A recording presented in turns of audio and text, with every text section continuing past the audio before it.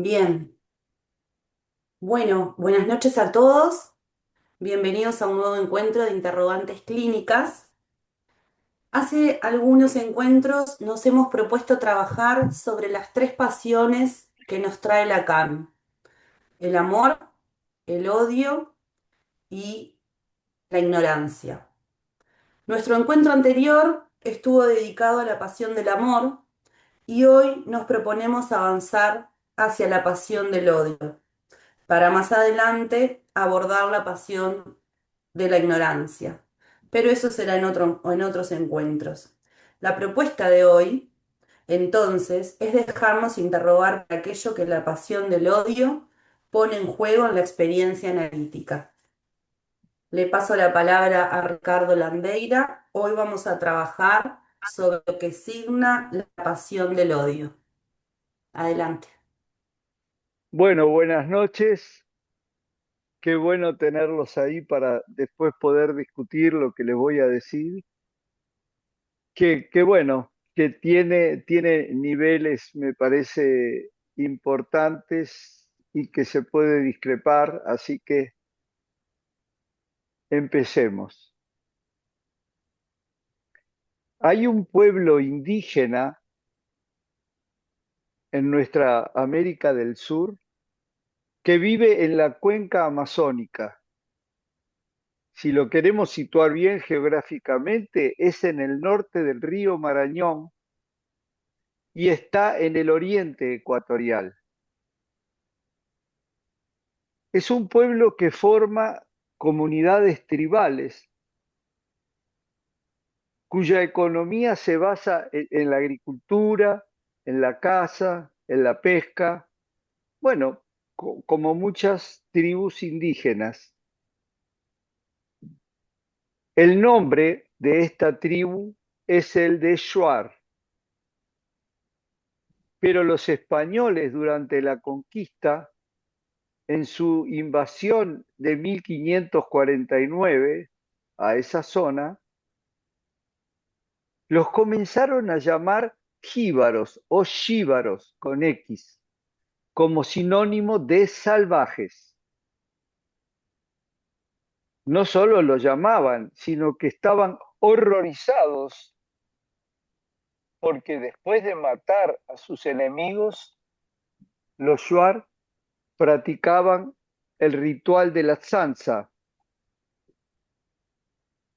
Se preguntarán ustedes qué era este ritual de la tzanza. Se los digo. Implicaba cortar la cabeza del enemigo y luego reducirla por un procedimiento creado por ellos, y sirviéndole esto tanto como talismán como trofeo de guerra, pues a la vez que exaltaban su fiereza, hacían saber a sus enemigos cuál iba a ser su futuro. La cabeza de sus enemigos, una vez separada del cuerpo, era tratada en varias etapas.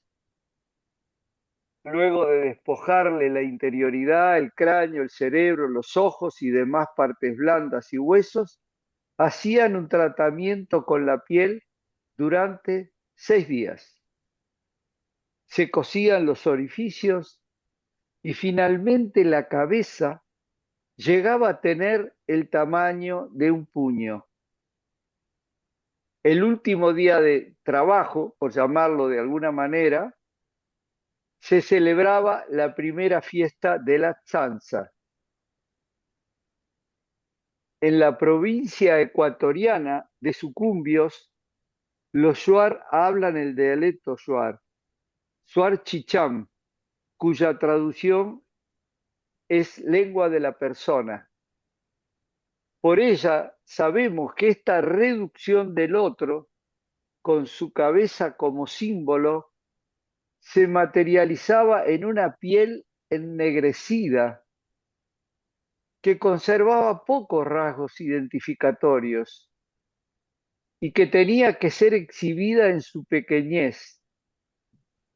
La más de las veces era mostrada empalada, o sea, con un palo, o colgando en el cuerpo mismo del guerrero. O sea, el guerrero podía tener varias cabezas colgando como símbolo de su fiereza. Reducir al otro a lo mínimo era la manera en que los Shuar, mediante la tzanza, mostraban su odio al enemigo y también su victoria sobre él. Como estuvieron aquellos conquistadores españoles al ver esa reducción de lo humano a lo mínimo, también podemos nosotros sentir ese horror y rechazo si estamos frente a una de esas cabezas que se conservan por mucho tiempo y de las cuales hay varias en nuestro país. Yo, cuando estaba en la escuela, trajeron una de esas cabezas para que viéramos de alguien que había viajado al Ecuador, se venden, y sé que alguno de ustedes también vio alguna de esas cabezas cuando le comenté. Ahora, ustedes estarán pensando, ¿qué tiene esto que ver con la pasión y específicamente con la pasión del odio? Y tiene que ver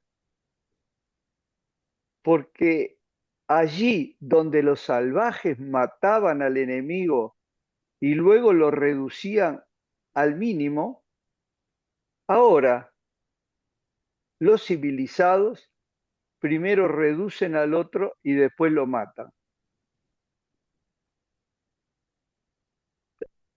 Los civilizados, todos nosotros, ¿no?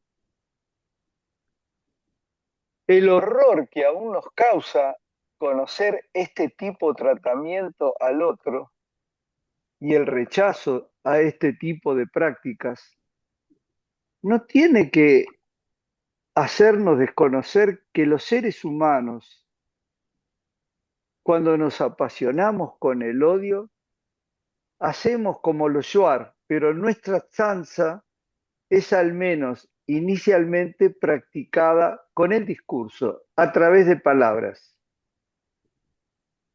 Nuestro enemigo es inexorablemente reducido a un signo, luego de despojarlo de sus otras características. Es denigrado y mostrado ante los otros en lo que es su pequeñez. Lacan dijo que en la pasión del odio se niega el ser del otro. Yo pensé esto largamente y hoy les puedo decir que me parece que lo tengo que decir de una manera distinta. En la pasión del odio se toma al otro por un solo elemento. Todo él pasa a estar representado por ese elemento, que es el que hay que aniquilar. Hay, si ustedes me permiten, una jibarización del sujeto, una reducción a un mínimo elemento para poder diferenciarlo radicalmente y dominarlo. Ambas cosas, diferenciarlo radicalmente de quien produce esta jibarización y también dominarlo. Como les dije, primero dominarlo para después quizás matarlo. Porque encontramos que el sujeto apasionado por el odio no admite ningún elemento común con el otro. La disociación es radical y rechaza toda posible identificación con ese único rasgo que le adjudica al objeto. También ahí, lo vamos a ver después, otro día, está la pasión por la ignorancia en juego. Esto lleva a que no haya contradicción ni dudas ante la acción. La complejidad del ser humano se reduce a un simple signo, ya no a un significante. Negro, judío, trico, marica, mancha, traidor, sudaca, Agreguen ustedes los signos que se les ocurran, de seguro conocen a otra. Sos o eres tal cosa es la manera de nominar y de dominar al otro a la vez que se opera una negación de la complejidad de cada uno de los sujetos. Tenemos que estar advertidos de que esta dominación y sometimiento en todas aquellas actividades en las que a las complejidades de los hablantes seres se las puede reducir a un signo, o como dijo Lacan en otro trabajo, si es un significante que solo se significa a sí mismo, que es una definición muy buena de lo que es un signo. El signo, ustedes saben que tiene un sentido único. Y si allí se exacerban las emociones, porque están dadas las condiciones para poner en juego la pasión, tanto la del amor como la del odio, donde como en un acto de magia desaparecen las miserias de estos sujetos apasionados, pues las convierten en aquello que los enorgullece y los exalta, como los jíbaros. Características narcisísticas que hacen que den un paso más para tratar de borrar o subordinar lo que de común es una identidad que rechazan, donde también vemos en ese sujeto que hace eso una fragilidad en el adornamiento estructural. Se trata de lo que hemos llamado una razón de estructura, en la cual, en una extensión de la psiquis, eso que Lacan llamó éxtimo en contraposición con íntimo, es el aparato psíquico incluyendo al otro, es un intento de anudar o reparar lo que sucede en la estructura, poniendo lo insoportable del goce del ser, pero en un objeto que termina siendo para el odiante el causante y al cual hay que vigilar, controlar, pues se ha convertido también en un objeto persecutorio. Esto lo vemos diariamente en nuestro país, en la crueldad de algunas de las manifestaciones pasionales, donde luego de despreciarlo o despreciarla, esto es lo que sucede de más de las veces. Se termina con la vida del otro. Si lo que el amor busca es hacerse uno con el otro, en la pasión del amor se es el otro, y siendo el otro también inicialmente un signo. En la pasión del odio, en cambio, no solo se busca diferenciarse del otro, sino que se quiere acabar con él, destruirlo, quemarlo, como para destruir lo impuro. El que odia se identifica virtualmente en la oposición a ese signo, o explícitamente se nomina por otro signo adverso, contrario, y en ello está lo que llamamos la falsa salida identificatoria. En los fenómenos colectivos también se trata de hacerse un nombre al integrarse a una secta, a un partido, a la religión, a la tribu, a la nación, donde está la pasión del amor, y esa pasión puede llevar a odiar a quien la masa ubica como el enemigo. Esto lo trabajó Freud en Psicología de las Masas y Análisis del Yo, que ustedes deben haber leído. Lo que se busca es tanto hacerse un nombre como ubicar un elemento en la causa de los problemas, un elemento exterior, pero con la fijeza necesaria como para que el discurso no lo modifique y para obturar lo real ahí donde reside la verdadera sede de la causa. es porque no se puede soportar el daño narcisista de que el otro o no nos quiera o de que suceda lo que después le voy a plantear que sucede. Seguimos así desarrollando Lacan llama las pasiones del ser. Tengo que agregar que al igual que el amor, el odio también se imposibilita. ¿Observaron que nunca se dice que un odio es imposible? En cambio se dice del amor. Pero nosotros sabemos que un odio también se imposibilita cuando cesa de escribirse. Los analistas deberían estar al tanto de esto. Yo creo que la clave de esto hay que buscarla en la relación del sujeto con la radical falta en ser. Ahí tenemos analíticamente que trabajar. Digámoslo en pocas palabras, se trata de una razón de estructura y esto tiene que ver con el análisis, porque la razón de estructura está en el nivel de lo inconsciente, como a veces decimos, detrás de bastidores. La escritura en la pasión implica la cobertura de lo real y el tapamiento del agujero, de modo tal que el triunfo del sujeto sobre lo que no es o lo que le falta es total, así como su esclavitud al objeto. El odiador es también esclavo de ese objeto que ha asignado.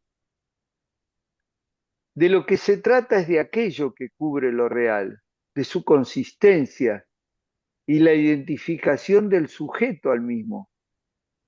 Cuando en la escritura se habla del objeto del amor o en el odio, se habla del otro idealizado. Encuentro que en la pasión hay un punto de confusión con el otro, salvando las más de las veces con un nosotros. Todo sujeto comienza el relato de su pasión con el encuentro, ese mismo que va a tapar la situación estructural anterior, lo que llamamos la escena básica sobre la que se va a instalar la escena pasional, sea del amor o del odio.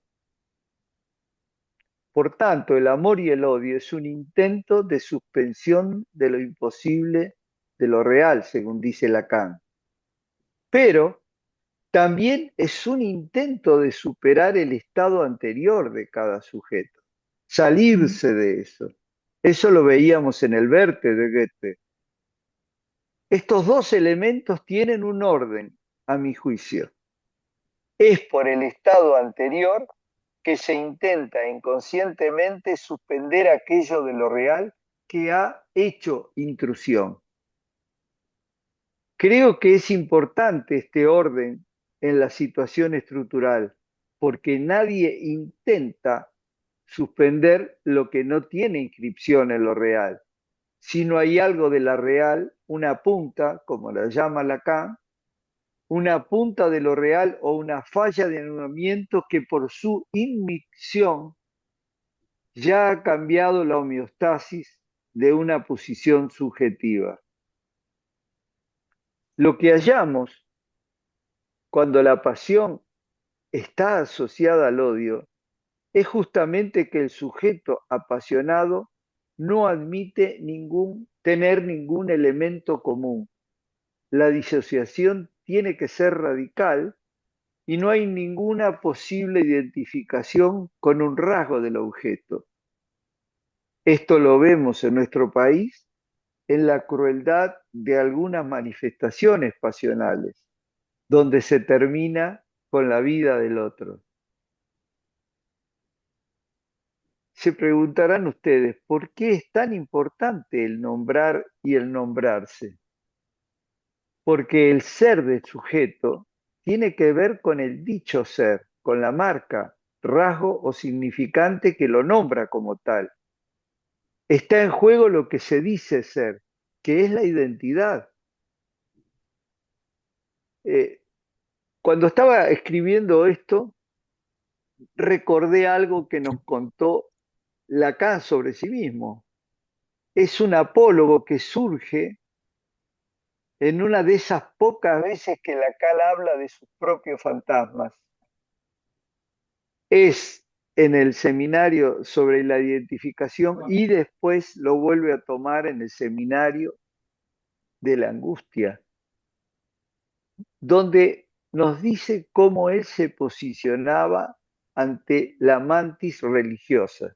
Todos ustedes conocen lo que es la mantis religiosa.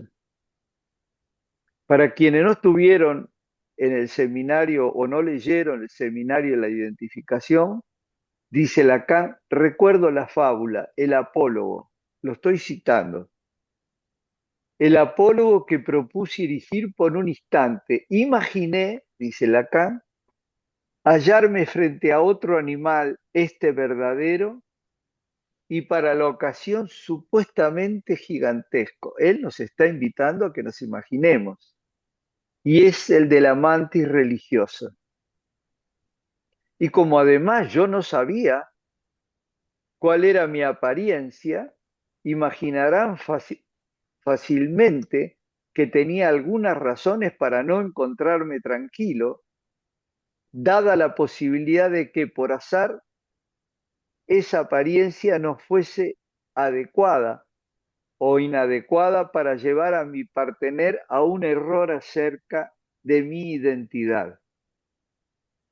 Bien subrayada la cosa, cuando agregué, dice Lacan, que en ese espejo enigmático de los ojos del insecto yo no veía mi propia imagen. Antes que nada les recuerdo que la mantis religiosa, después de copular con el zángano, le come la cabeza. Otra vez con la cabeza. Acá lo que se pone también el sentido de estar a la identidad que desde el insecto le puede venir. Allí donde la importancia de esto radica en que está en juego su existencia. Este Apolo, Lacan lo repite, como les dije, en varios textos, lo que dice, a mi entender, que ocupa un lugar en su fantasma en relación con el otro. Él estando a merced de otro que no sabe lo que quiere con él o quién es él para el otro, si lo va a matar, y él que no sabe quién es para ese otro está en peligro, que está figurado en ese insecto hembra, la mantis religiosa, que en realidad tiene 4 centímetros de tamaño, que como les dije, luego del apareamiento con el macho, lo puede comer. Continúa diciendo Lacan, a la mantis religiosa le gusta más eso, la cabeza de su partener, que cualquier otra cosa. Hay allí una preferencia, eso es lo que a ella le gusta. Y es en tanto que a ella le gusta eso, que para nosotros en la imagen se muestra como goce a expensa del otro. Y para decirlo todo, aquí entramos en la dialéctica de Sade como tal. Nos han enseñado y hemos aprendido a través de los textos religiosos, tengan ustedes una cultura o una creencia religiosa o no, ese saber sobre los orígenes, comenzando por un elemento esencial en la creación que voy a tomar del Génesis, que es una parte inicial de la Torá. Se dice en el Génesis, y creó Dios al hombre del polvo de la tierra, y sopló en su nariz aliento de vida, y fue el hombre una criatura viviente.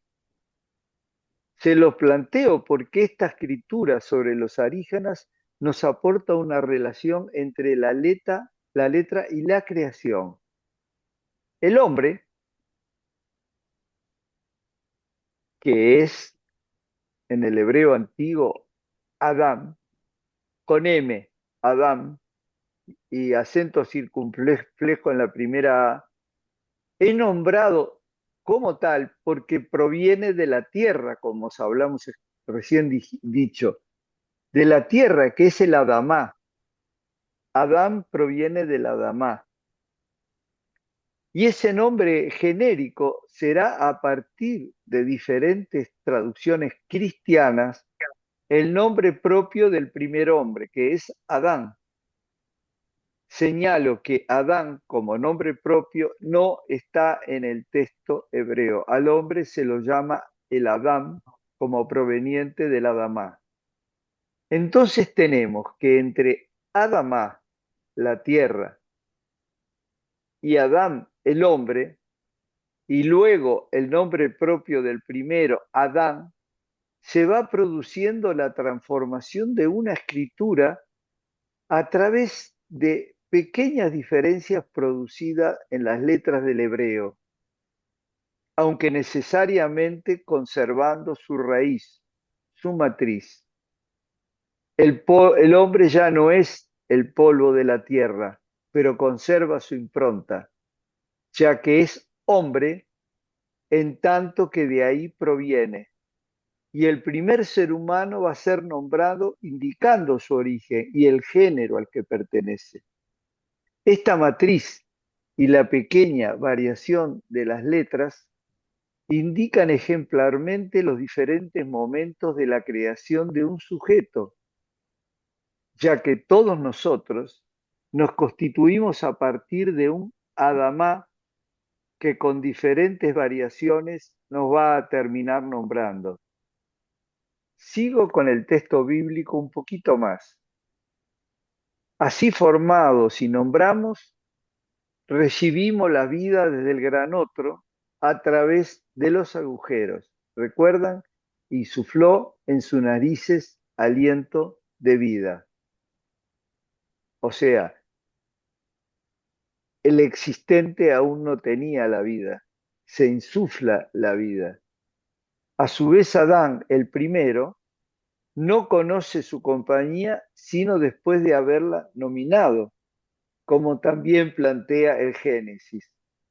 Leo, Jehová Dios formó, pues, de la tierra toda bestia del campo y toda ave de los cielos, y los trajo a Adán, con M, al hombre, para que viese cómo las había de llamar. Y todo lo que Adán llamó a los animales vivientes, ese es su nombre. En este tiempo primero no bastaba solo con la creación, era necesario darle un nombre. Y dándole nombres a los animales, marcándolos, el hombre establece una relación de dominación, digámoslo, es su manera de apropiarse del mundo a través de signos de significantes. Porque nombrar al otro, como plantean los cabalistas, es un acto de dominio, porque es darle una identidad, ya sea lo que la mantis ve o lo que el otro dice ser.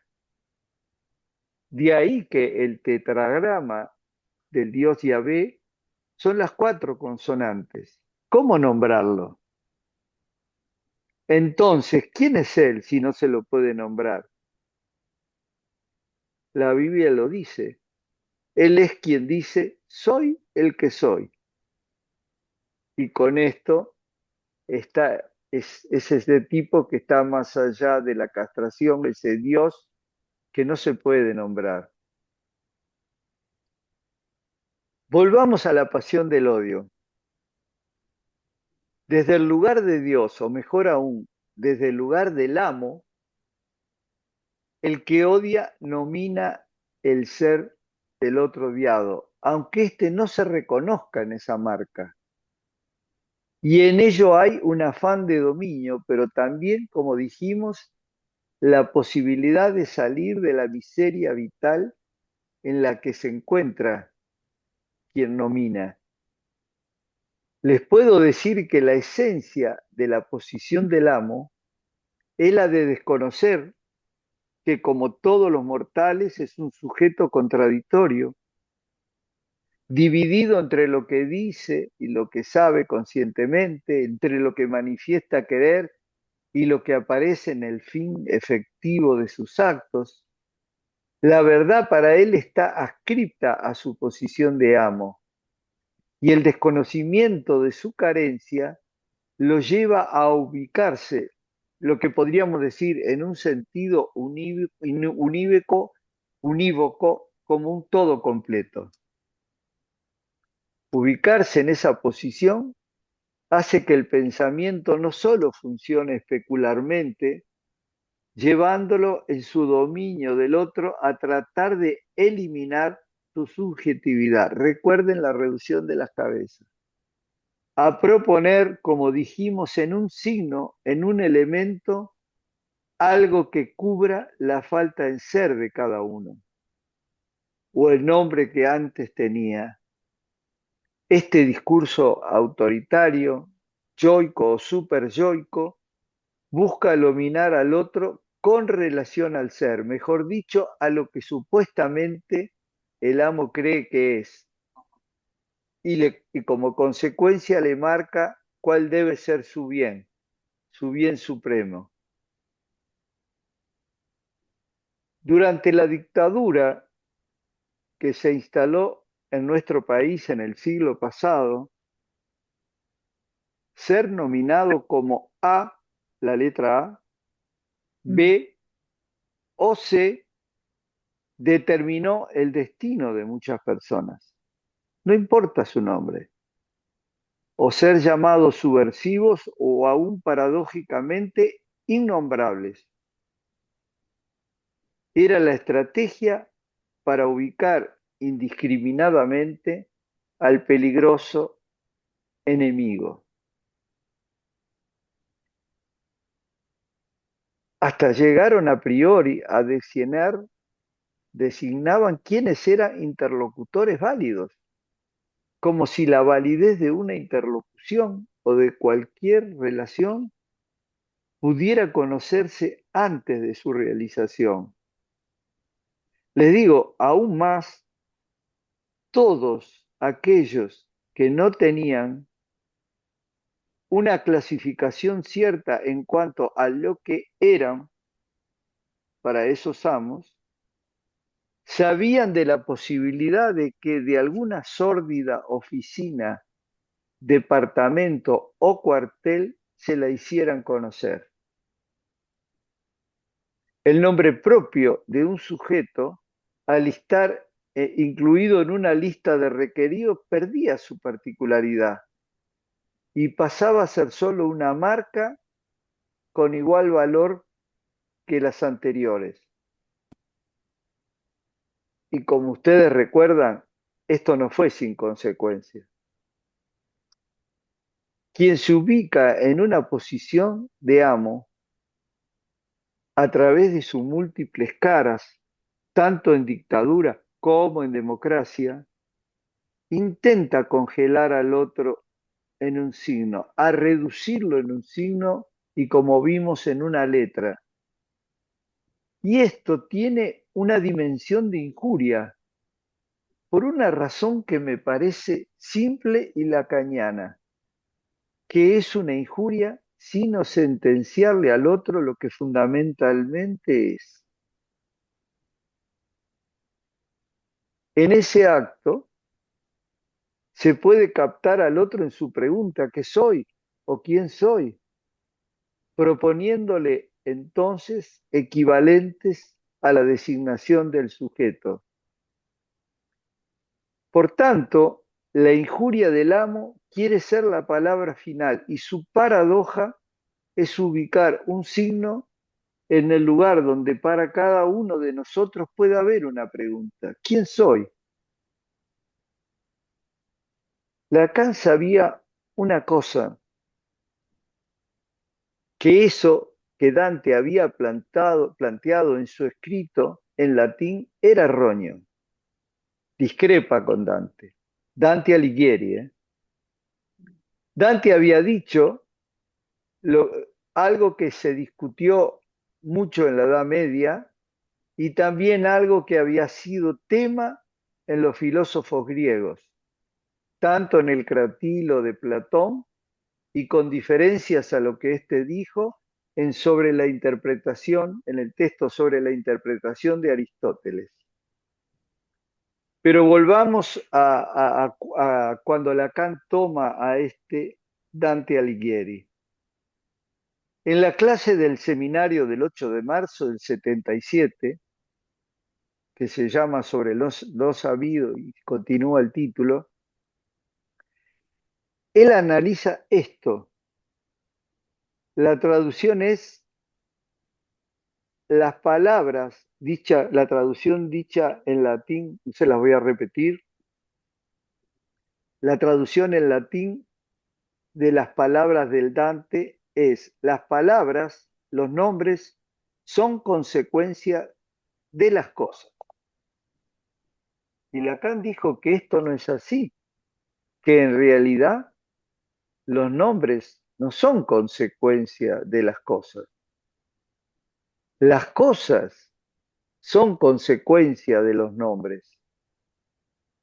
La práctica del psicoanálisis hace que los nombres, y por eso no somos nominalistas, que los nombres se puedan convertir en significantes y que como tal con otros significantes realicen su sentido, incluso hasta su más allá donde no hay sentido. No hay una relación unívoca entre la palabra y la cosa. Tomo esto porque tengo que decirle que el que está apasionado con el odio también sostiene, sin saberlo quizás, el pensamiento de Dante. Nomina sum consequentia rerum. Los nombres son consecuencia de las cosas. Porque entiende que el signo con el cual nombra al otro es una consecuencia del otro. Hay una identificación. Nombra a la cosa, donde nómina y res es para el apasionado elemento de la misma cosa. Dijimos hace tiempo que la escritura poética es el revés del discurso de la pasión, y esto lo relacionábamos con la práctica del psicoanálisis.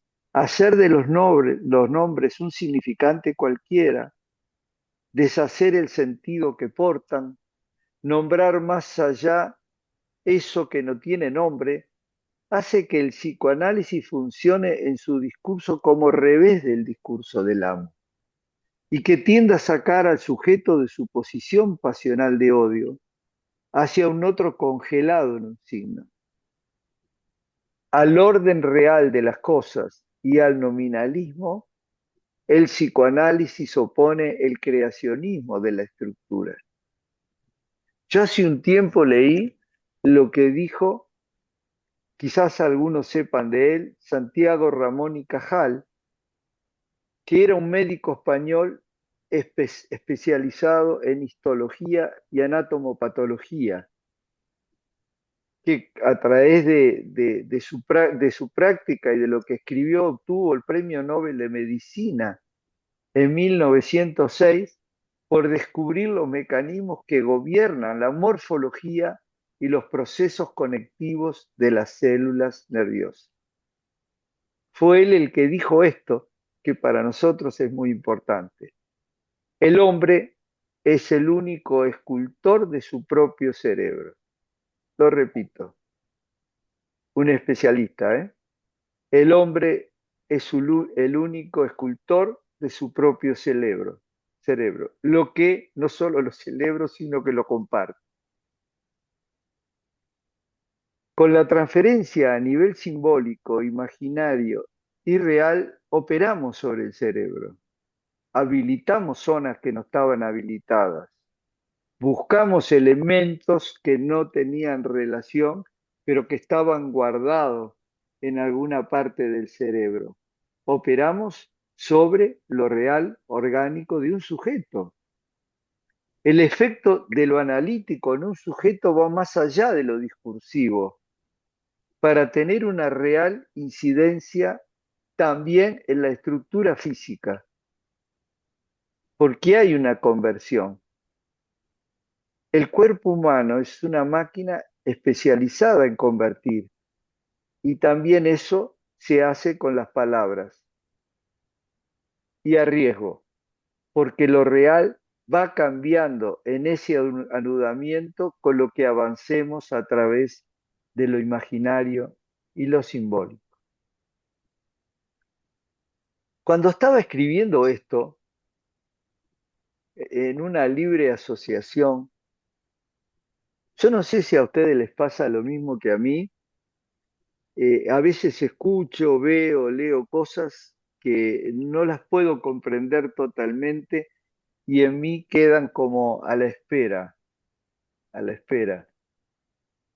Esto que pasó en este film que les voy a mencionar fue uno de los films que me quedó así, a la espera.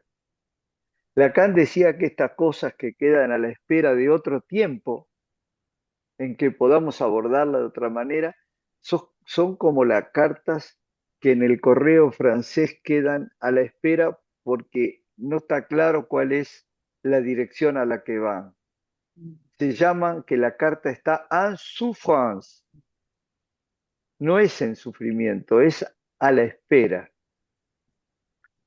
Me refiero a un film inglés del año 1977, cuyo título en español es Los duelistas. Es dirigido por Ridley Scott, lo deben conocer bien porque sigue haciendo buenas producciones, cuyo guión, el de este film, es una adaptación de la novela inglesa de Doyle, de Joseph Conrad, que es un conocido escritor inglés. El duelo está narrado a través de la historia que se desarrolla durante las guerras napoleónicas de 1803, que ocurrieron entre 1803 y 1815, que fue un periodo de movilización militar masiva en toda Europa. Los personajes centrales son dos oficiales de la caballería francesa, los húsares como lo llamaban, que sirven en el ejército de Napoleón. En esa época, aunque el reglamento militar desaprueba los duelos, no los prohíbe. Así los oficiales podrán participar en estas contiendas para resolver asuntos de orden personal. La historia de la que se trata comienza en Estrasburgo, es una ciudad de Francia cercana a Alemania y a Suiza, en el oriente francés, oriente norte, en que durante una breve pausa en las campañas militares, el teniente llamado Dubert es oficial de la artillería de la división. Lo describe como alto, rubio, su temperamento es orgulloso, pero a la vez suave y flemático. Dubert pertenece a la nobleza y su futuro en el ejército era prometedor. El otro elemento, el teniente Ferrot, es bajo y fornido, con cabello negro y rizado. Su temperamento aparece como fogoso e impulsivo y a diferencia de Dubert, no posee conexiones familiares. Ambos hombres eran admirados dentro del propio círculo de amigos porque eran hábiles en el uso de las armas y poseedores de un gran coraje físico, y cada uno de ellos está dedicado a servir a Napoleón.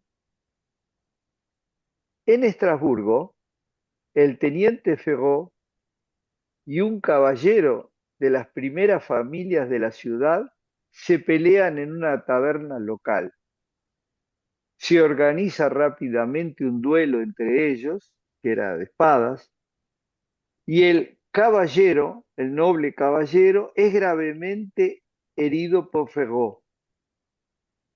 El comandante de la guarnición, enterado de esto, ordena, escuchen bien, ordena a Dubert que encuentre a Ferró y lo ponga bajo arresto domiciliario hasta que se pueda resolver el asunto con la influyente familia de Estrasburgo. Dubert encuentra a Ferró en el salón de élite de Madame de Lyon, o sea, lleno de gente, y cumple la orden. Pero Ferró está enojadísimo, enfurecido por la intrusión de Dubert. Cuando se entera de que lo han puesto bajo arresto domiciliario, Dubert se convierte para él en el objeto de su indignación. A pesar de los esfuerzos de este alto oficial por calmar a su compañero, Ferró desenvaina la espada con seriedad y se produce una desesperada pelea con espadas. En ella, Ferró sufre una herida menor, pero el combate no resuelve nada. Les tengo que señalar, porque volví a ver la película y a leer el texto de Conrad, que no hay ninguna injuria de parte de Dibert. Es Ferró quien interpreta que Dibert lo ha humillado públicamente al irrumpir en ese momento y hacerlo comparecer. Ferró se siente herido en su ser. ¿Por qué lo hace? Mi lectura es que lo hace por su envidia, ya que lo que ve en Dibert lo pone en falta a él, o mejor aún, activa lo que Ferró sabe que él es. Este es un caso donde la presencia del otro pone en juego lo que él siente cuando se siente inferior. Es el caso donde la velada admiración pasa rápidamente a la envidia.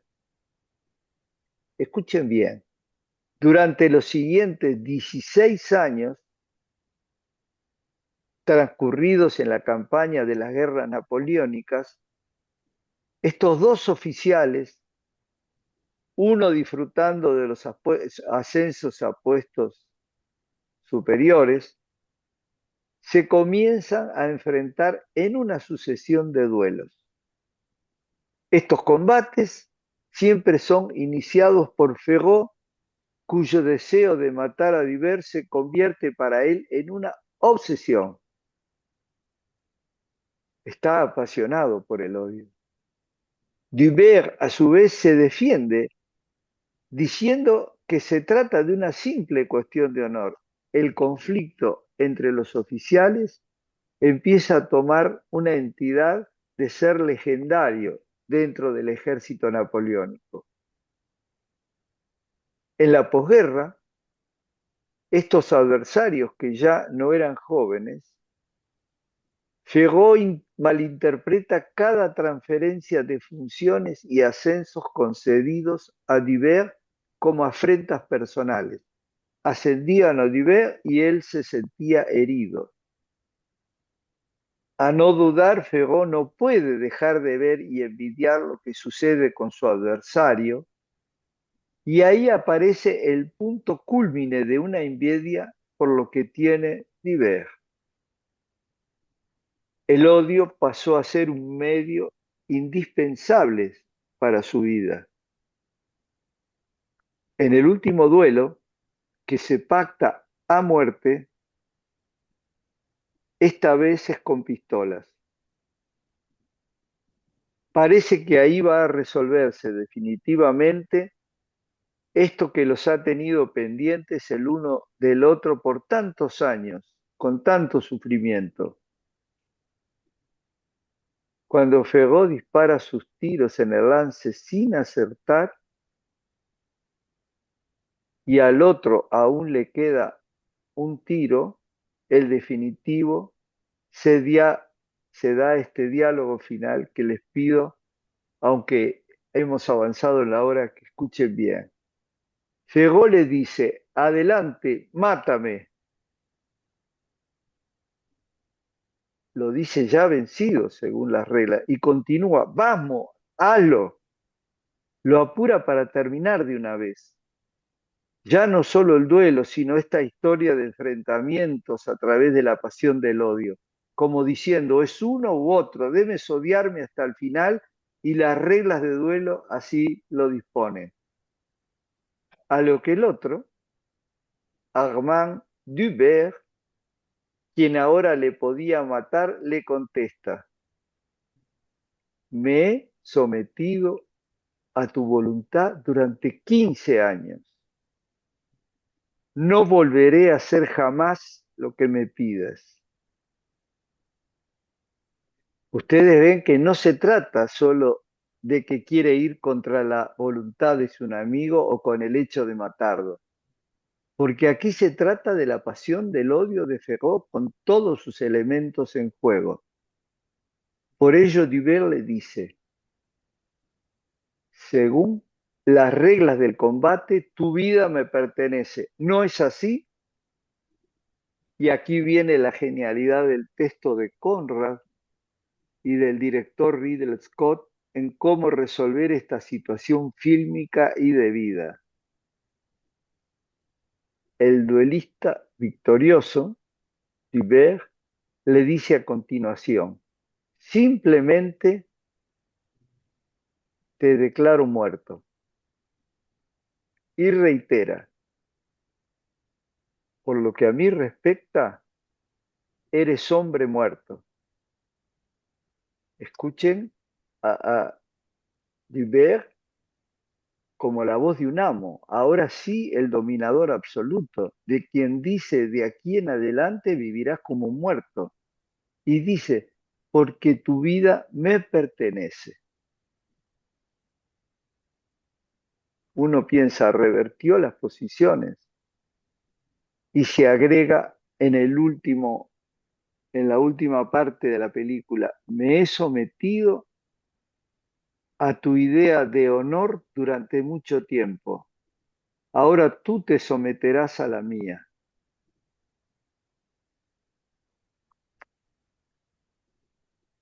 Someter al otro, hacer un signo, el de muerto, es lo que hace quien se ubica en una posición de amo, es una consecuencia de la pasión del odio, a la vez que deja pendiente una muerte que queda claro que puede realizar en cualquier momento. Y el signo más radical, aquel que se instala allí donde nada lo nombra, es el de muerto. Uno de ellos termina muerto, aún con vida, según el deseo del enemigo, y el otro, vencedor del duelo, siempre pendiente de su rival, dueño de la vida porque ésta le pertenece. Dubert ahora sostiene la escena que armó el ahora muerto. Les pregunto, ¿quién venció y quién perdió en este duelo? Vea cómo se utiliza una palabra igual que para el trabajo psíquico que hace en relación con una pérdida. Alguien que se cronifica en la pasión del odio no es otra cosa que un duelista, que va cambiando de armas en el correr del tiempo, aunque el objetivo ignorado por sí mismo siga no queriendo saber nada de las fallas y faltas en su propia estructura. No querer saber de sí cuando en realidad se trata es de quién es cuando no está en una posición de amo, ni identificado a un signo del cual no quiere renunciar. Quien sufre un odio pasional es el que arma la escena. Por eso él dice, me he sometido. Dubert no era sino un personaje de la escena de Ferró. Y el otro, al ser, me refiero a Diver, solo un personaje, tiene que resolver qué es lo que quiere, qué es lo que desea, para no estar a merced del otro. En este caso, Diver queda como quien decide y la vida de Ferró está dependiendo de la decisión de un amo. Y esta es una derrota mucho más profunda que la muerte, según los valores de esa época. Pero no es una salida real, es una falsa salida, porque la pasión del odio no termina cuando cambian los lugares, solo termina cuando cesa de escribirse. Hasta aquí.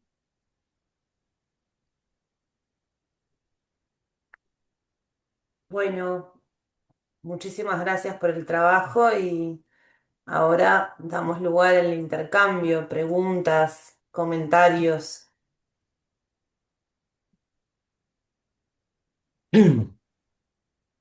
Estuvo excelente, la verdad, me encantó. Y yo vi la película Los Duelistas en Cinemateca, la de Ridley Scott. No me acuerdo quién es el que hacía el papel del teniente de buena familia, por decirlo de alguna manera. Sí me acuerdo de quién hacía de Ferrow, que es un actor muy conocido, que es Harvey Keitel, que ha trabajado en un montón de películas norteamericanas. Este, que lo hace muy bien el rol de el odiador compulsivo. Y coincido con lo que dice Ricardo al final, que se invierte en los lugares. Este, que es lo que pasa muchas veces. Cuando se quiere abatir un amo, se termina poniendo a otro en el mismo lugar. Me hace acordar aquello que dijo Lacan en el 68 cuando estaba en la universidad y estaba todo el mayo francés y todo eso, y les dijo a los estudiantes: van a cambiar un amo terrible por otro aún más terrible, que era todo el movimiento maoísta que, con la famosa China de la Revolución Cultural y todo lo demás. Y sí, en una relación dialéctica lo que suele pasar es cambiar un amo por otro, que generalmente suele ser más terrible aún. O sea, la cura peor que la enfermedad, como dice el dicho popular. Y en este caso quedó el teniente de familia de Abolengo dominando al otro,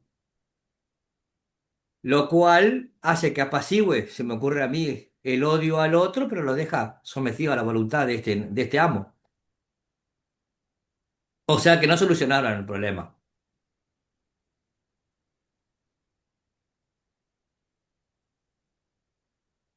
Y la cuestión del honor entre militares, eso sigue vigente hasta el día de hoy.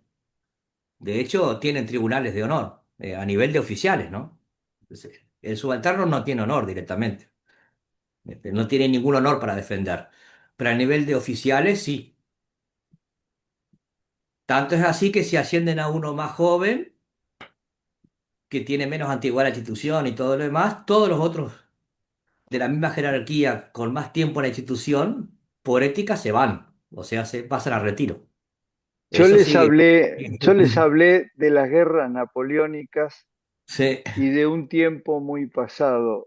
En sí, Uruguay hubo una ley de duelos desde el año sí, 1920 hasta el año 1992, donde sí, muchos de los políticos que ustedes conocen se batieron a duelo. sí, Hubo muertos. sí, Había un duelo, perdón, permítame, Sergio. sí, Hubo, digamos, una reglamentación de los duelos, se analizaba si realmente era una injuria hacia el honor de alguien y cómo se iba a realizar. Pero nosotros, hubieron muchos duelos que estuvieron fuera de eso, pero hubieron muchos que sí, y muchas de las figuras conocidas por nosotros se batieron a duelo, a veces con pistolas, a veces con espadas. O sea, esto no es tan lejano como de no. 1800. Estamos hablando de 1900 y pico, hasta el Sí. 92. Entonces, yo creo que esto es importante. Ahora, ¿por qué se autorizaba a esta gente que analizaba el pedido, el reto de duelo, y se revisaba si había alguna injuria al honor, Mm, que es una injuria al buen nombre?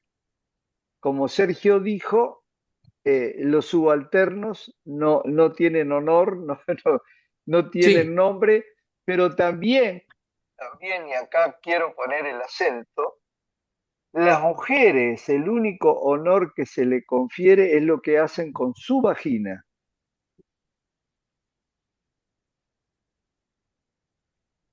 La moral, cultural, la mujer es buena o es mala, es pecadora o es... Sí.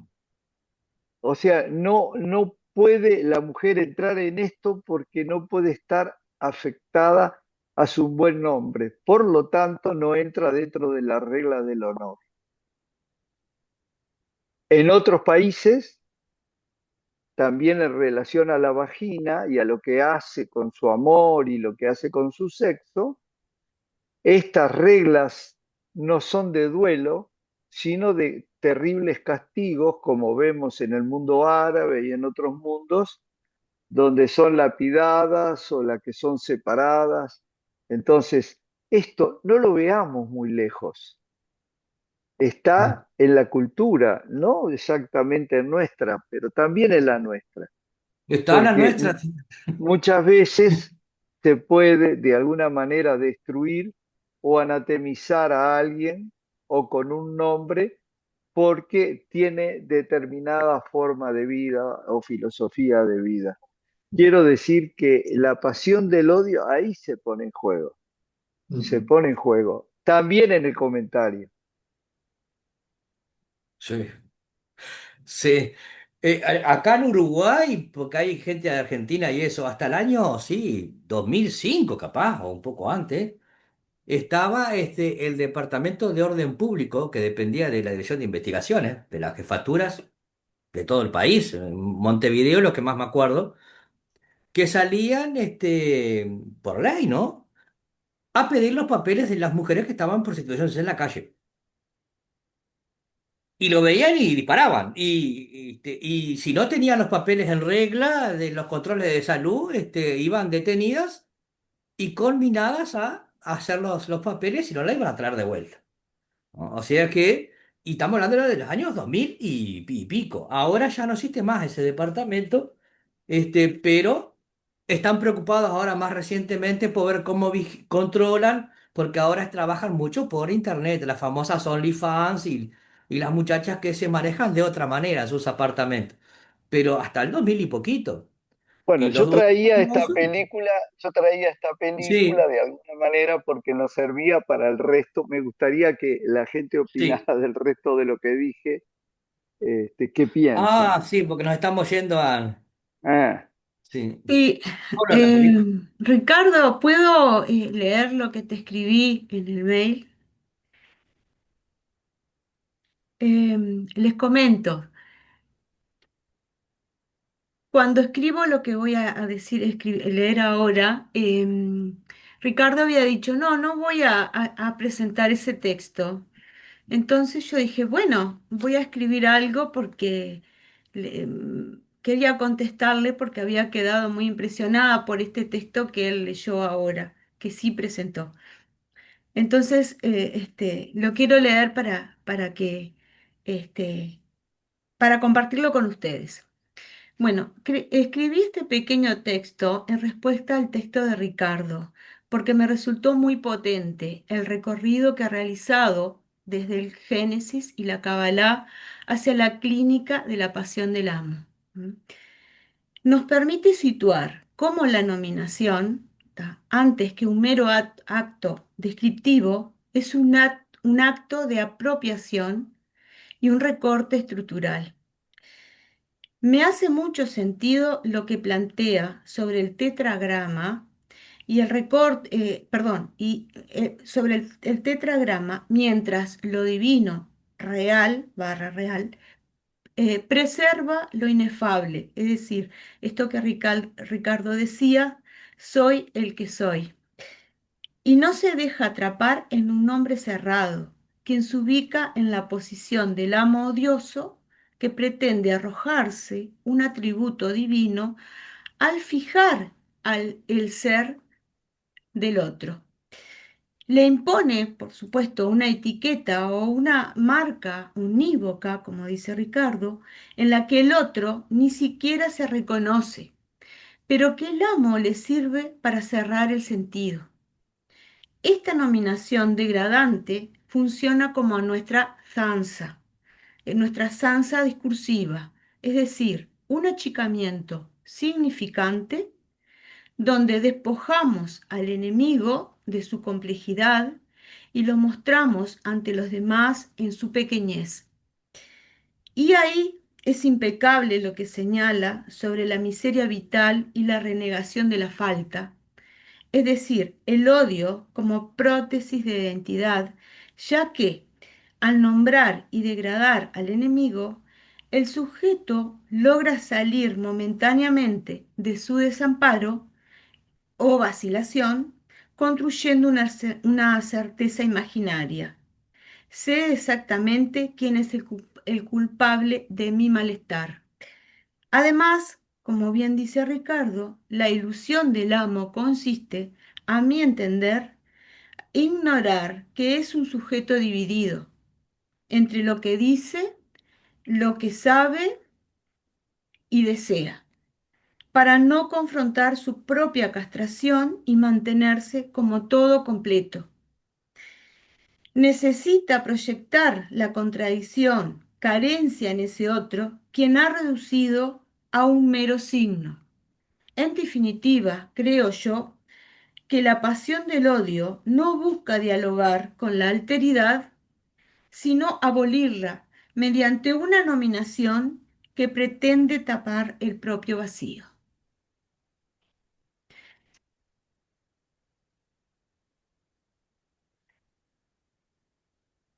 Eso fue más o menos lo que de lo que Ricardo pudo escribió, que me pareció un texto muy, muy interesante para seguir pensando todo esto de las pasiones del odio. Lo que más me impactó, porque en definitiva esto digamos, de achicar a un signo, como dice Ricardo, eh, me hace acordar eh, directamente en la muerte, ¿no? En esto de cuando a nuestros seres queridos se los reduce. ¿Mm? Cuando dice hay que reducir, después de un tiempo hay que reducir. ¿Mm?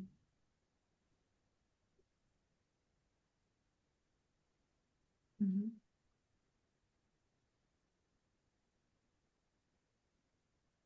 Reduce y lo hace en polvo también, ¿no? Y lo Van hace, al polvo. exacto, Ujú.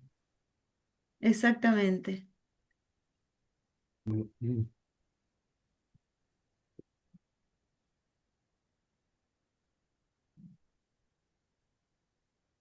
Ahora vemos cosas peores en las redes. Bueno, pero yo quisiera Sí. seguir con esto de la parte teórica de la Mm, posición del amo y del odio, porque me parece que ahí estriba. Después podemos comentar muchas cosas, pero quisiera volver a situar esto a la discusión. O sea, el odio no es lo contrario al amor. Lo contrario al Ujú. amor es que no ces- que cese de escribirse. El odio, mm, al igual que el amor, funciona de la misma manera en relación a la estructura del sujeto, pero tiene otros elementos que anteceden el hecho de que algo se viralice como odio y no como amor, o como amor y no como odio. Ahora, muchas veces dicen que Lacan dice en el seminario Ancourt, el gran amor termina en odio y la destrucción del otro. Sí. El gran amor no termina. El gran amor es la pasión del amor. que cumple una función en relación al estado de la estructura. Cuando algo cambia, por ejemplo, vemos cuando una persona es dejada y aparece toda la virulencia del odio, la virulencia del odio como mecanismo no es ajeno a lo que tenía en el sentido de ese gran amor que tenía, porque pasa a cumplir la misma función en la estructura, aunque el Suspender lo signo sea real. diferente. Seguro, tapar la real o lo desanudado, o algo que tiene que ver con aquello de la estructura que no se maneja. Entonces, de la posición del gran amor, que es la pasión del amor, se pasa, si no cesa de escribirse, se pasa a la posición del odio, que cumple la misma función, Mm. aunque con signos cambiados. Y yo me parece que esto es importante. No todo amor termina en odio.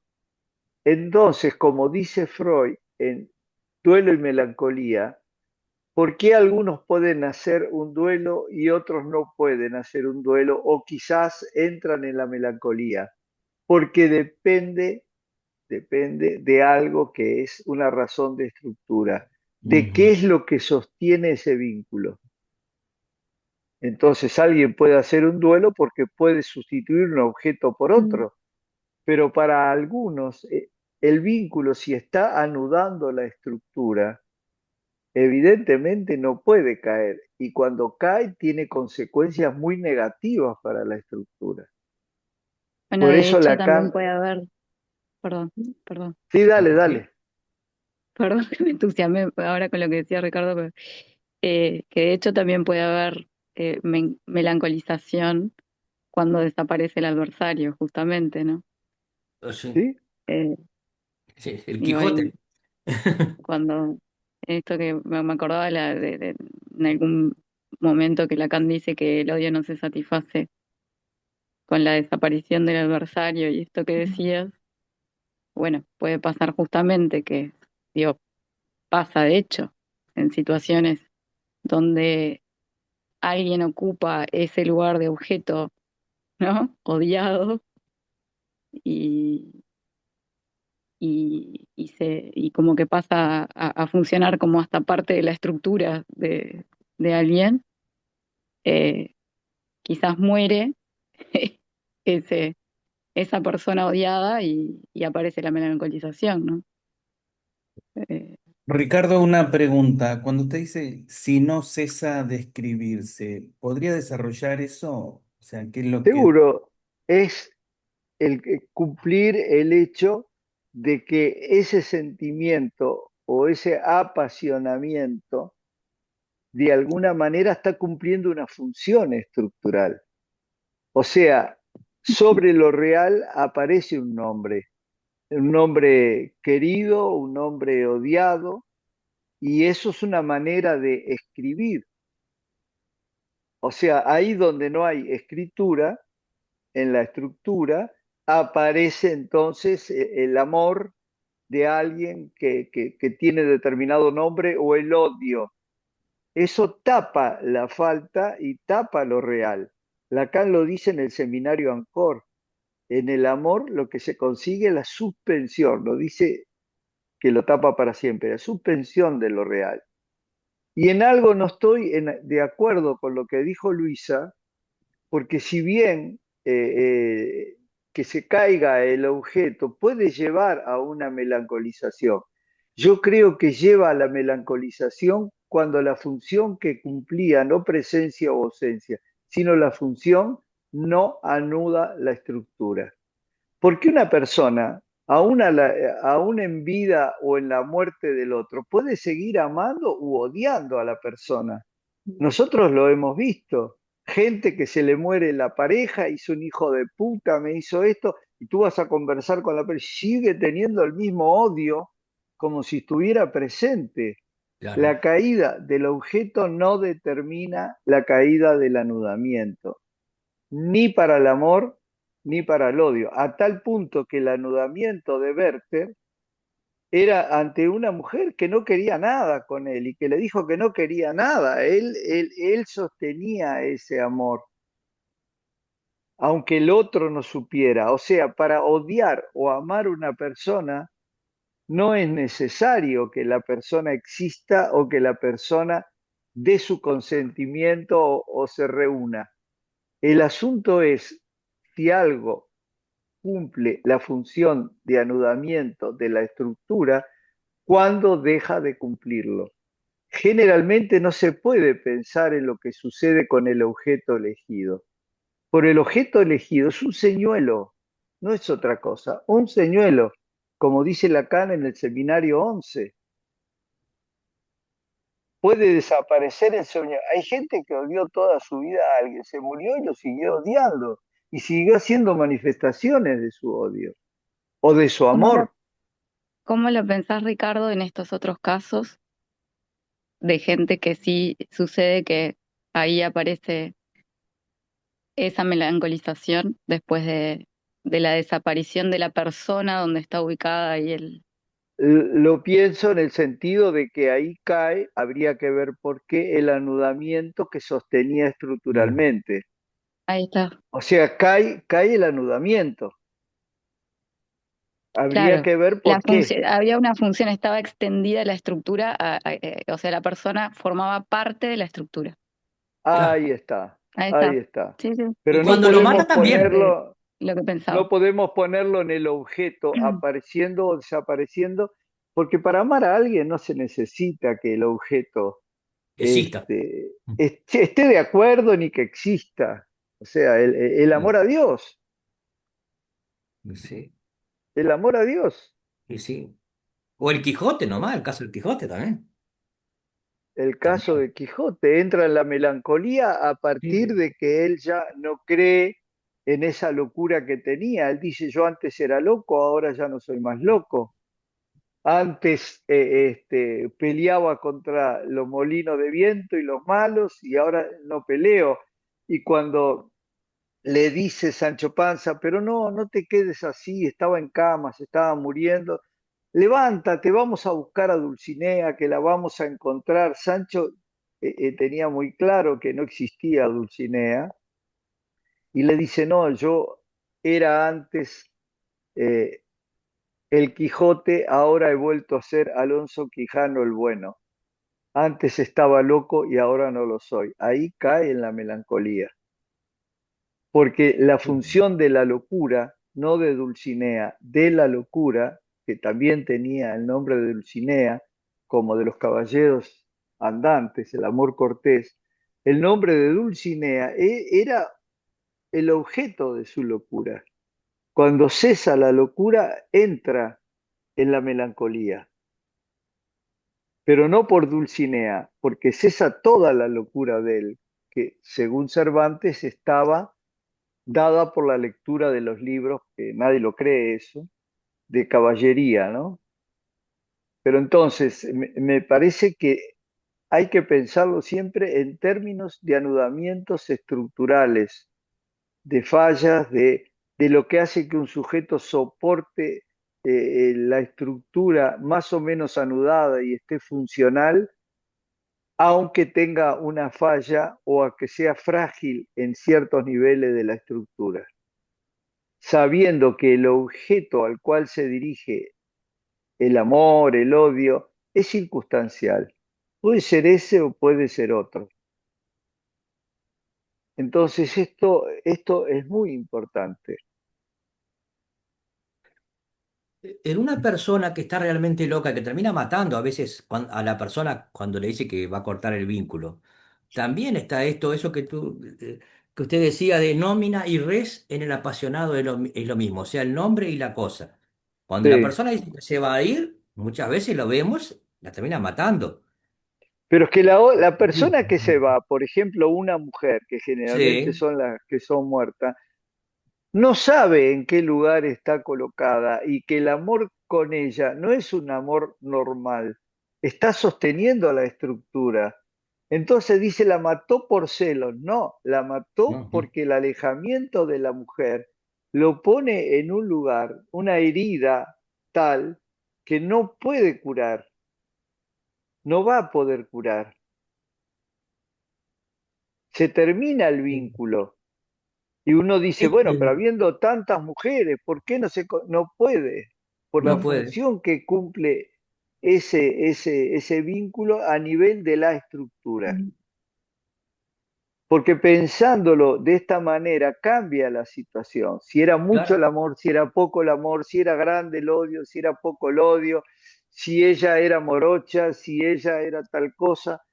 Eso es el señuelo, es el objeto que toma Claro. prestado para crear todo eso.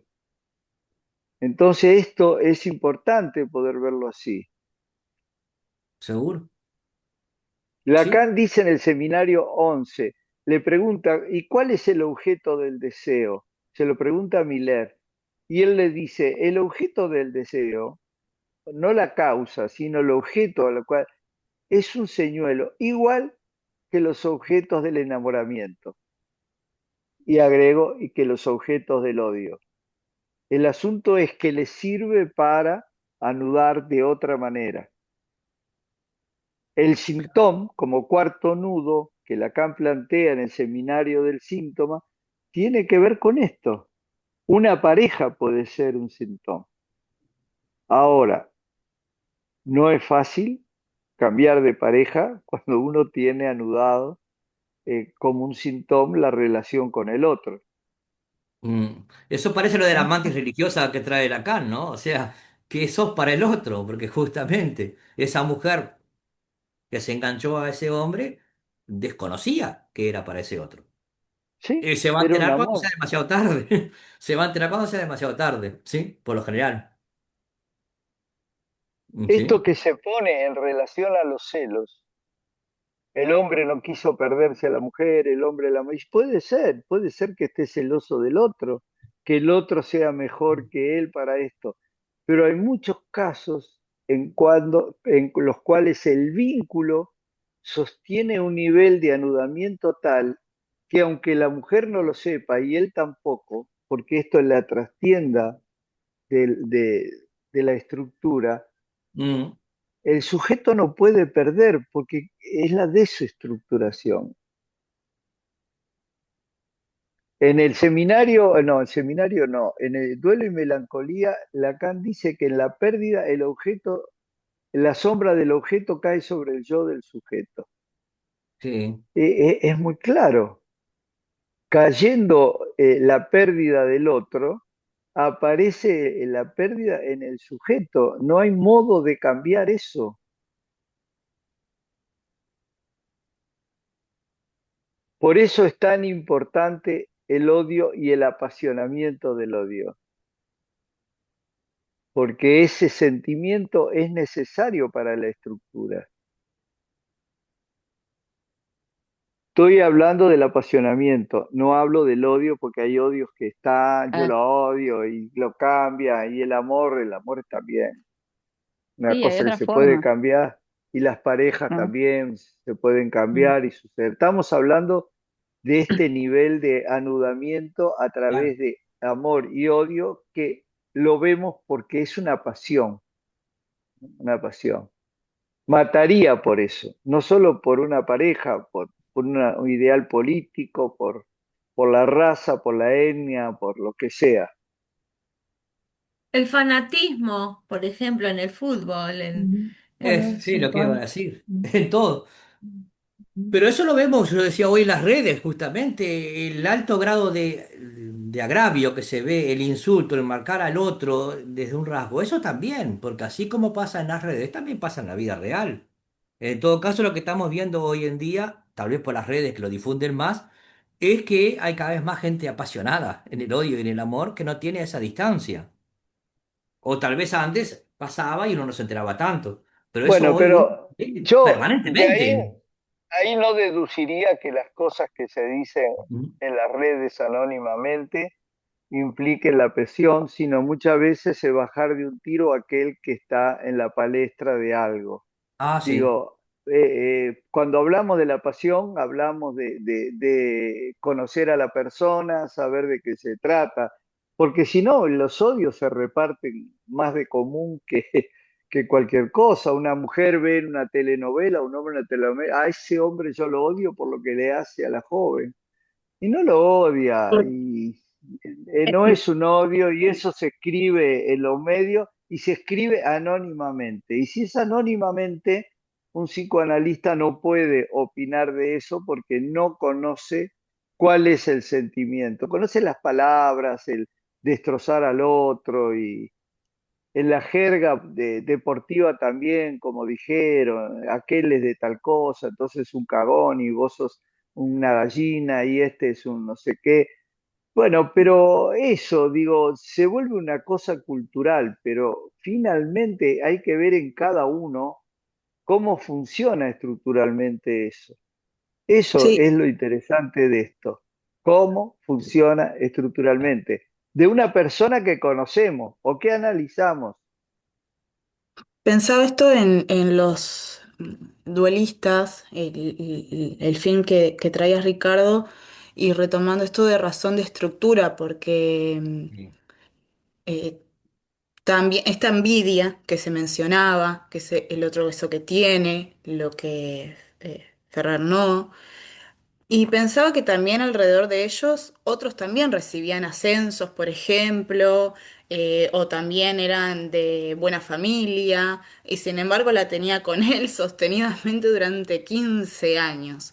Entonces hay algo más de ese anudamiento, me parece, de poner al otro, esto que hablabas al principio, ese signo y quedar anudado desde ahí, porque si no podría haber retado a duelo a cualquier otro a su alrededor, pero ahora lo lleva a que Diver afecta su honor, como que el otro le hace, y ahí queda, me parece, ese enlace también establecido. O sea, hay que decir que en la obra de, de, en la película, pero también en la obra de Conrad, nunca lo insulta Diver a Ferro, nunca, nunca lo injuria.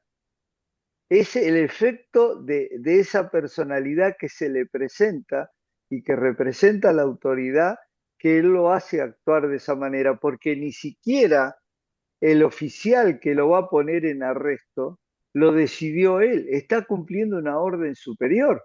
Pero esto que hablamos de poner justamente en el otro, esto de lo éxtimo, poner en el otro aquellas características, o en este caso, bueno, ese signo que entiendo que porta y que me hace mantenerme como eh, prisionero, me parece, para que algo de esa estructura se sostenga.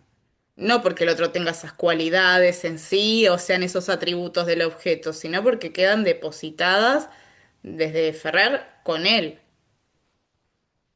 Por eso, cuando uno ve psicoanalíticamente, podría decir, bueno, el que le dijo, ahora sos muerto y yo te voy a tomar tu vida cuando quiera, parece un triunfo y que sale de la escena. No salió de la escena.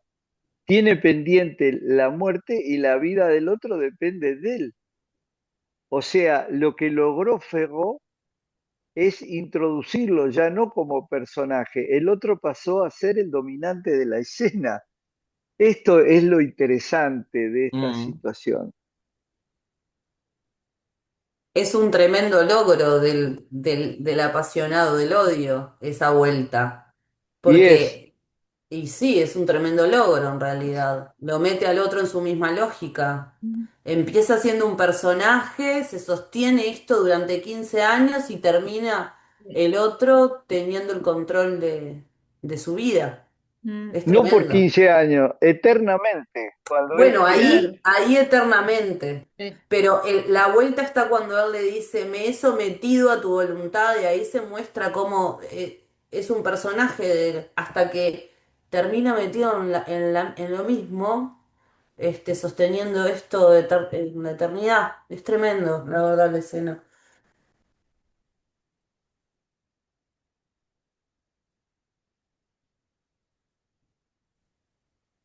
Yo quería decirle que yo viví muchos años en Montevideo, pero ya ahora hace unos años que estoy acá en el interior, en Cerro Largo, Olmedo. Y eso de las redes es poderosísimo, porque además todo el mundo se conoce. Y van derecho al juzgado, hacen las denuncias, van y se pelean, se esperan en las puertas de los liceos, las madres y con los profesores y todo, y eso se ve impresionante. Tal vez hay gente que sí que se esconde atrás del anonimato, pero son los menos. La mayoría ponen nombre, apellido y todo, aparte se conoce todo el mundo.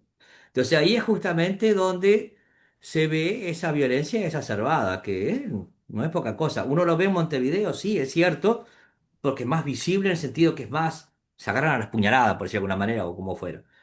Pero acá en el interior, que es un pueblo chico, todo el mundo se conoce y las redes tienen un peso bien importante.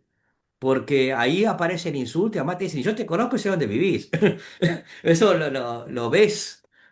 Y lo del fútbol, yo lo tomo con pinzas, porque han habido amenazas que ha intervenido la justicia en Montevideo, amenazas a los directivos y todo eso, y que no es cierto que hay mucho loco que escribe cualquier cosa en las redes, pero o Ah, sea, dan amenazas reales, reales, reales. O sea que también a ver, la no red hoy podemos por hoy es una deducir, cloaca, las redes. a ver, Cualquier no cosa. podemos deducir de las amenazas que haya una pasión del odio contra esa persona.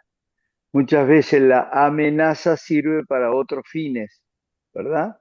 Una Mm, descarga momentánea, rebajar al otro, someterlo al otro en la incertidumbre de lo que le pueda pasar. Pero eso no es la pasión del odio. La pasión del odio es esto que nosotros hablamos, donde permanece durante años y tiene un objeto que ah, no se sí. puede mover de ese lugar, para saber de qué hablamos, porque el odio, hay muchos odios, ¿verdad? Las Y yo chicas tengo que en el una... liceo a ver, permítame, Sí, Sergio. sí, Las chicas que en el liceo se pelean y se tiran de los sí. pelos, como antes se peleaban los hombres. ¿Eso es la pasión del odio? No, eso es un No. enfrentamiento donde podemos decir que hay odio. Tendríamos que ver si eso sigue y qué lugar ocupa en la estructura de cada uno. Esa es una posición analítica, es una posición analítica de qué es la pasión del odio cuando logramos entender qué lugar ocupa en la estructura de cada uno. Y no por lo que se dice o por la afrenta o decirle te amo locamente y es más locamente que el te amo. O sea, esto hay que ver cómo se escucha, pero sobre todo cómo se piensa en relación a la estructura. Yo creo que este trabajo apunta a eso, no a lo que sucede y manifiestamente parece similar, sino a lo que tiene, digamos, en el entramado una necesidad estructural y se sostiene con el tiempo. Por eso el apasionamiento no cambia rápidamente. Y el objeto al cual toma el apasionamiento tampoco cambia tan rápidamente. Porque capaz que en eso, pensando en esto de que se hablaba antes y que traía Luisa de cuando cae o muere o desaparece esa persona, igual persiste el odio, por ejemplo, o el enamoramiento, pienso Sí, si no va más tal vez como en la lógica del goce, como goza ese ¿Sí? odiador al seguir ¿Sí? hablando y descalificando y puteando lo que fuere a ese objeto independientemente, como decíamos, de la presencia o ausencia, sino del lugar que ocupa y la función que está cumpliendo ahí. sí,